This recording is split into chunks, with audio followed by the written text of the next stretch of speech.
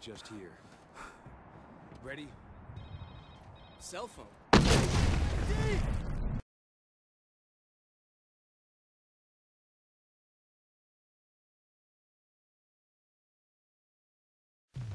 Alright everyone, there's the EA logo. Danger close. DICE. And they're using the Frostbite engine for the multiplayer.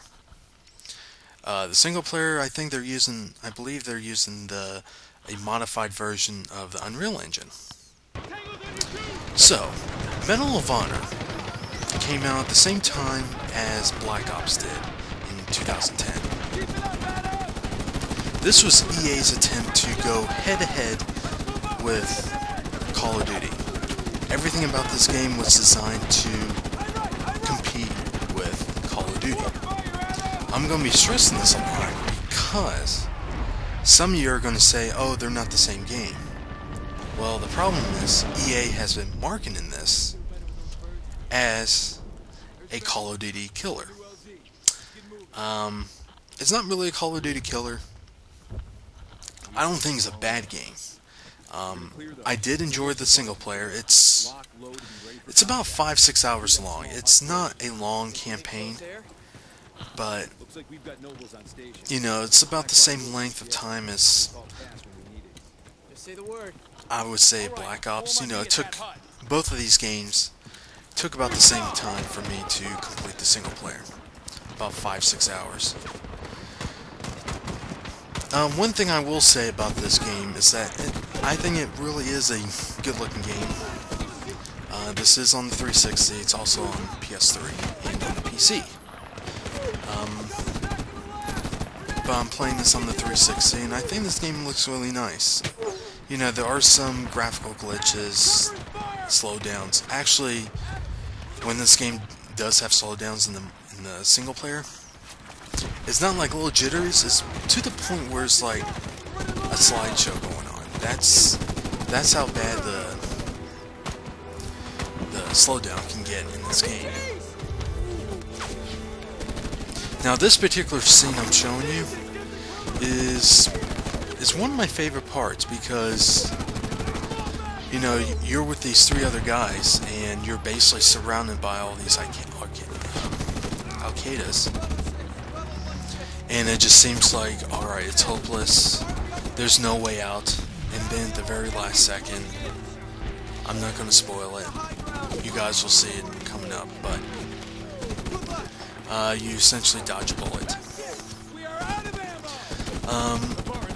The shooting mechanics in the single player is actually really good. One thing I really like about it is that when you stare down the scope, if the enemy is in that general area, it'll actually point directly towards that character, towards the guy, which is kind of a nice touch. I actually really like that. Oh, here's the part I was talking about before.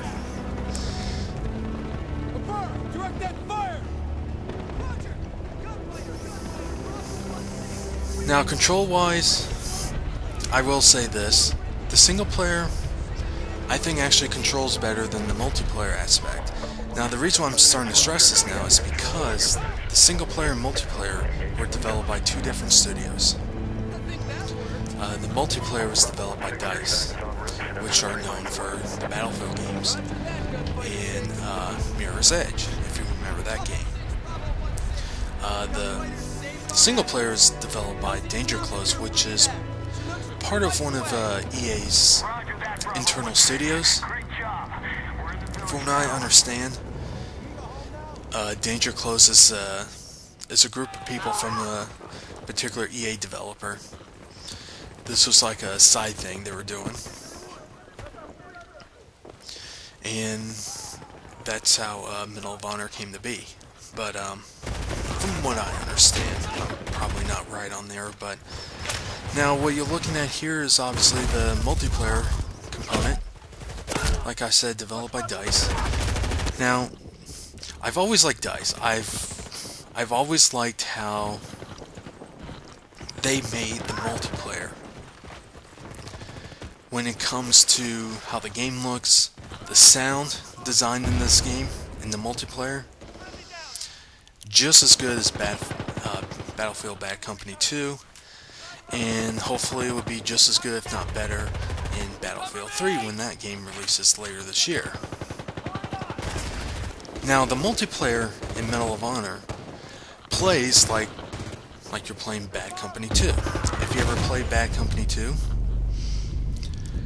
this is pretty much what that is. It's the multiplayer in Medal of Honor is a condensed, streamlined version of the Battlefield multiplayer.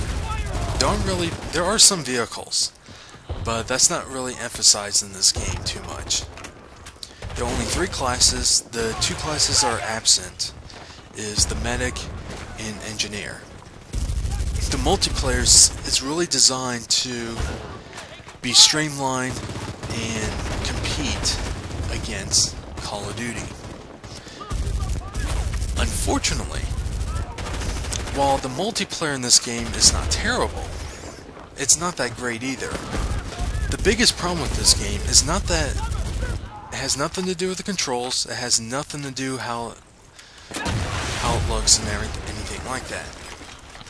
The biggest problem with this is the map design, the map layout.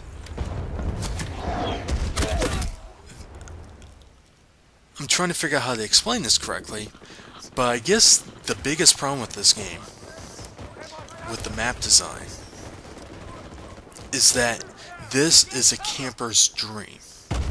I guess that's how I can put it that way. It's a camper's dream. The camping in this game is terrible. I thought Black Ops was bad. This one's even worse. Black Ops, I'm not saying that's more at the fault of the players. This one's actually the opposite. This is more the fault of the map design itself, because some of the maps in this game, when you're playing online, the way where you spawn, you can spawn next to the other team, and then all of a sudden both teams, 12 on each team, are just battling out against each other on one corner of the map. And I'm not saying these maps are small. They're smaller than, say, like a regular Battlefield game, but the way these maps are laid out, it's, oh man, you really just going in one direction, and it's just pretty much down to luck. That's the best thing I can say about the multiplayer. I mildly enjoy the multiplayer. I don't know how much longer I'm going to be playing the multiplayer in Medal of Honor, but based on how many people are playing this right now, and this is on the 360, the most I've seen was like 1,600 people playing the multiplayer as of right now. In the month of August 2011. That's the most I've seen. So, you compare that to, say, like when I played Black Ops on the PS3, there's usually around 300,000 people playing it all at once. So obviously this game is not as successful as Black Ops is, but I really think that if you do want to play Medal of Honor, play this more for the single player than the multiplayer. Yeah, you can jump in the multiplayer, but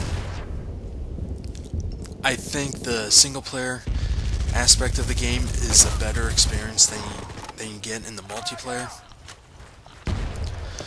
But if you never played a Battlefield game and you just want to get an idea of how it plays like, I guess you can kind of get an idea, but like I said, this is a more streamlined version. You don't get everything you get on here. And, yeah, I really wish they had kill cams in this game, too. Now, of course, some of you are going to say is like, well, that's Call of Duty. But, I played Crisis 2. That's published by EA, and that game has kill cams. Why doesn't this game have one? So, that's probably one of the complaints I have with the multiplayer. It doesn't give you a good sense of where you're being shot at. You'll know you're being shot, but you're not gonna know where the shot's coming from. So you're getting shot, and it's like, alright, where's the shot coming from? So you just start turning around like an idiot, and then you die. So I guess I'll just end it here. You can find this game now brand new for $20. You know, it's gone down in the budget bin, but for $20, I think it's worth picking up at $20. You know, the single player is not a long campaign, but it is a pretty good campaign nonetheless, and it plays fine. So when you look at it that way, I don't think it's that bad of a game, but it's not entirely a good game either. It's only an okay game. It's more like, alright, let me pick up a cheap first-person shooter just for something different. And that's what this game is. It's an okay game, and that's pretty much it.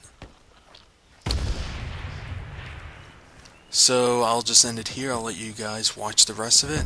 Like always, have a good one, and until next time.